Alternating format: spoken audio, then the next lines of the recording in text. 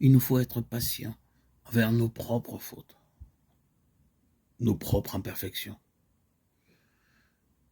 Lorsque nous faisons un certain chemin dans la vie spirituelle et que nous désirons véritablement aimer le Seigneur de tout notre cœur, de tous nos moyens, de toutes nos possibilités, lorsque nous avons appris à faire confiance et à nous abandonner à notre Seigneur, à nous remettre entre ses mains au milieu des épreuves, des soucis, des difficultés, il nous reste une circonstance dans laquelle nous risquons souvent de perdre la paix et la tranquillité de notre âme,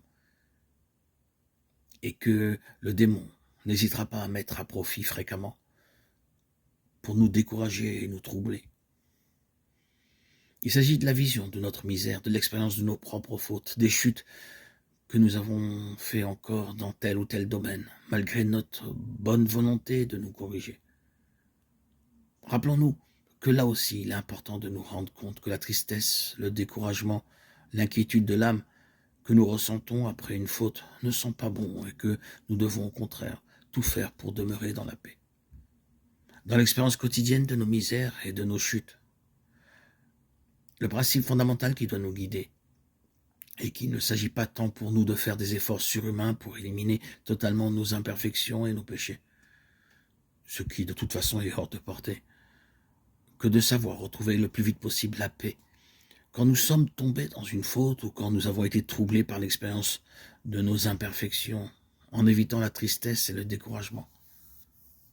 Cela n'est pas du laxisme, ni de la résignation à la médiocrité, mais au contraire, un moyen pour nous sanctifier plus rapidement. Il y a à cela de nombreuses raisons. La première, c'est ce principe fondamental que nous avons déjà énoncé dans de nombreux audios à plusieurs reprises. Dieu agit dans la paix de l'âme.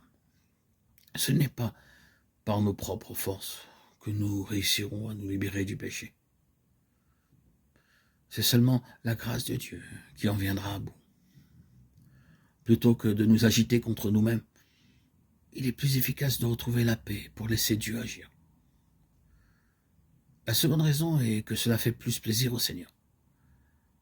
Qu'est-ce qui contente davantage Dieu quand après une chute on se décourage et se tourmente, ou bien quand on réagit en disant « Seigneur, je te demande pardon, j'ai encore péché, voilà ce que je suis capable de faire par moi-même.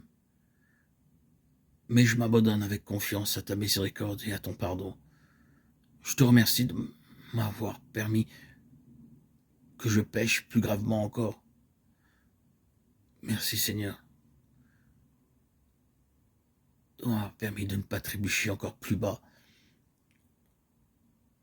Je m'abandonne à toi avec confiance car je sais qu'un jour, tu me guériras complètement et me feras triompher de mon péché. En attendant, je te demande que l'expérience de ma misère m'amène à être plus humble, contrit, doux, envers moi-même, envers les autres, plus conscient que je ne puis rien par moi-même, mais que je dois tout attendre uniquement de ton amour, de ta miséricorde. La réponse est claire.